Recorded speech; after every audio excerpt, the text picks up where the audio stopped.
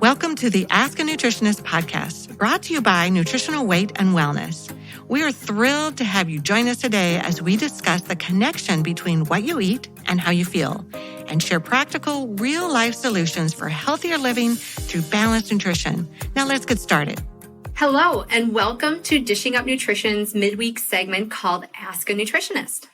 My name is Leah. I'm a registered and licensed dietitian with Nutritional Weight and Wellness. And on today's show, I will be answering a few nutrition-related questions about one particular topic. And this question we received from our Dishing Up Nutrition listeners.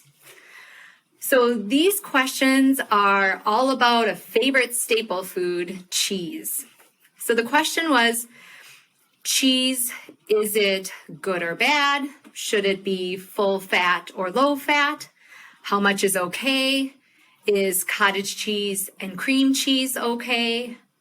So again, we've got several questions around the same topic of cheese. These are really great questions. These are questions that come up all the time when I'm counseling with clients or if I'm teaching classes. Everyone wants to know about cheese because it's a staple food. Everyone loves cheese. So really great questions.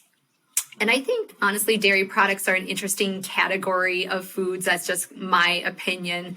There can be some nuance there. It's not all black and white like there is for some other food groups.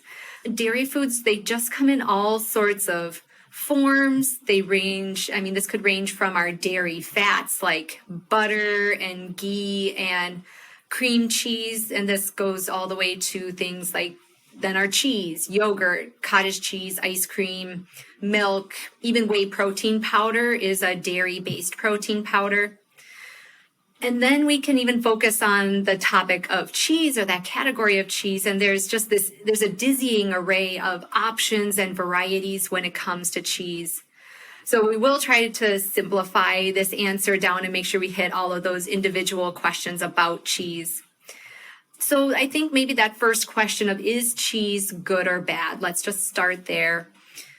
I want to just look through the lens of, is cheese a real food or not? Because at Nutritional Weight and Wellness, we always say real food to have real health and real food first.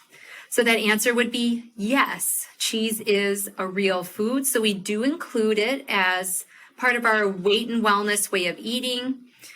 Usually cheeses are under the protein category. In reality, cheese does have kind of a nice balance of some protein, some good fats, and some carbohydrates. But we kind of just had to pick at least one category to put it in, so we do put it into the protein category. We'll just cover that last question really quick too of is cream cheese and cottage cheese okay? That yes, these are great options to use if we're looking at dairy or cheese in general. Cottage cheese would be in that protein category, and usually about a half a cup, maybe 3/4 of a cup or so is the serving size that we're looking at for cottage cheese. And then cream cheese actually has a lower amount of protein and it's higher in fat, so we put that one in the fat category. It actually is a good segue into that next segment of the question, when we're looking at cheese, should it be full fat or should it be low fat cheese? And with dairy products across the board, we recommend going full fat with any kind of dairy product. So cheese is no exception. Full fat cheese, as I mentioned before, will have some of those good healthy fats in them that help keep us fuller for longer. Fat is really important and helpful for keeping our blood sugar stable. And dairy products with fat in it just taste better overall. And then when it comes to cheese, fat actually helps give cheese some of those functional properties that we want from cheese. I remember back from my days when I would eat more low fat and no fat type products. If you've ever tried to melt fat-free cheese or non-fat cheese onto, say, like a taco or something along those lines, you know full well that just does not work as well. It doesn't melt as well, and it just doesn't have that same mouthfeel as cheese that has some fat and some meltability to it, if that's a word. So we do want full fat cheese. And now the question, the last one that we haven't quite addressed yet, is how much cheese is okay? So this is the part where it gets a little more nuanced. If you're a long-time Dishing Up Nutrition listener or a longer time Dishing Up Nutrition listener, you know what we typically recommend at a meal in terms of protein is 4 ounces of protein at a meal. So that's about 28 grams of protein at a meal. You are typically not going to get the full 4 ounces of protein from cheese alone. That would be a lot of cheese, and your stomach may pay the price for that decision. A more typical amount for cheese, a serving size, would be about 1 ounce of cheese, and that could be at a meal or that might be part of your snack. And I do recognize there are some people, especially if I'm working with clients that have a little bit more limited protein options. I'm just thinking about clients who may prefer to be vegetarian.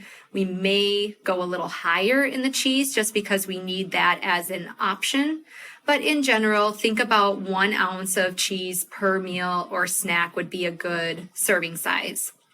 And then for people who tolerate dairy products well and know they do okay with cheese, they may be able to eat cheese several times a day. They may be able to have, say, some Parmesan or some feta cheese with their eggs in the morning, and then have a string cheese for their afternoon snack, and then maybe have some cheese on their hot dish or some kind of casserole in the evening. So there are people that do well with cheese, do well with dairy in general. What we tend to recommend for clients who desire weight loss, which is the majority of our clients, we find for some people it is helpful to limit dairy products in general to just 1 time per day. So this doesn't include butter, but if we're thinking about for people who might even drink like a glass of milk every single meal and then have cheese a couple meals a day, and then maybe you're doing yogurt as one of your snacks, like that can be a lot of dairy. And dairy is one of the major allergens out there. There's 8 major allergens and dairy is one of them. And dairy is also a common food sensitivity. So we know dairy has the potential to be an inflammatory food, and with that inflammation, it can stall out some of that weight loss. It can cause a host of other inflammatory issues as well. So we may have clients limit dairy, limit cheese to just 1 time a day. We may even ask them to take out dairy and cheese altogether for a couple of weeks and just check in and see how they feel when they eliminate it, and then how do they feel when they try to reintroduce it back in. That usually is your best bet in terms of determining what actually works for you. And sometimes you don't know if a food or a food group doesn't work for you until you've run that experiment of eliminating and then reintroducing that food or that food group. That is personally what happened to me. I was one of those people that was having dairy several times a day. I was not a big milk drinker, but cheese and yogurt were big staples for me. And it wasn't until I kind of took that leap and eliminated dairy for a couple of weeks that I actually noticed my joint pain felt a lot better. My skin improved. And when I tried to reintroduce it back in, digestively, I didn't feel as good. And I did notice that for me personally, my skin would break out if I tried to do more dairy. And as time has gone on, I know I can do little tiny bits of dairy and little tiny bits of cheese here and there, but I know if I make it a regular habit or if I do a large amount in one sitting, that basically both my digestion and my skin are going to pay the price. So again, it might be worth running that experiment for some people just to kind of get a sense what's really happening in their body when they eat a certain food. I mentioned cheese. Again, there's a lot of different kinds of cheeses out there, different flavors and varieties and makeups of cheese. What I do tend to notice is that within that category of cheeses, say if you know that you have a little sensitivity or that you know that you do react to cheese, there are some cheeses that may tend to be more troublemakers than others. The softer cheeses tend to be more troublemakers just because they tend to have a little more lactose in them. And so some people just don't digest lactose really well. It can cause digestive issues or more inflammation in the body. So softer cheeses would be like mozzarella, or like the fresher the cheese, more likely the softer it is, and the more likely it's going to cause problems. So that could be mozzarella or feta cheese, brie, mascarpone, things like that. The harder cheeses tend to be a little less inflammatory or can be a little better tolerated, especially again, if you know that you have some sensitivity to cheese. So our harder cheeses would be like Parmesan cheese, some of the more aged cheddar cheeses, Asiago cheese. Again, harder cheeses will tend to have less lactose in them and therefore usually are a little less inflammatory. And then to wrap up this particular topic, one question that I'll get asked a lot is, where does goat cheese fit in? And so goat cheese, if you've used goat cheese, I'd say it is kind of, in terms of like what it looks like, kind of looks more like feta. Usually you find it in crumbles. You can find it in kind of like log type of preparations. But goat cheese is cheese just coming from a different source. Instead of cow's milk, it's coming from goat's milk. There are definitely some people, if you know you don't tolerate cow's milk cheese really well, some people actually do okay with goat milk cheese. That can be because the proteins are just a little bit different in cow versus goat. So some people do just fine with goat cheese, and that can be a nice, helpful option if you know you can't do regular cow's milk.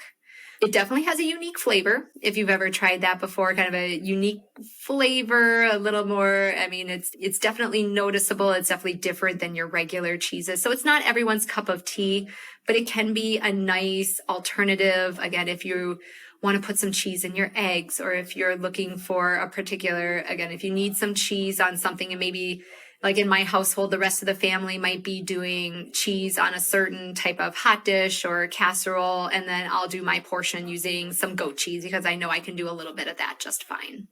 So hopefully that answers some questions around cheese and what do we think about cheese, and just in my experience, how I've navigated the cheese conversation with clients.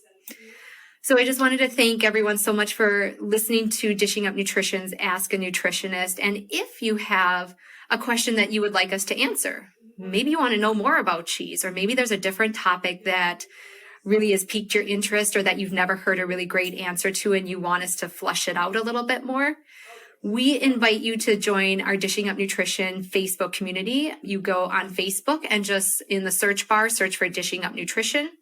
This is a private group that's moderated by nutritional weight and wellness nutritionists and nutrition educators. And it provides you all, you Dishing Up Nutrition listeners, with a safe, supported community to ask questions and share ideas and get inspired. And once you're a member of our community, we invite you to join the conversation and share your questions with us. So please don't be shy. If you have a question, just let us know, and we look forward to hearing from you.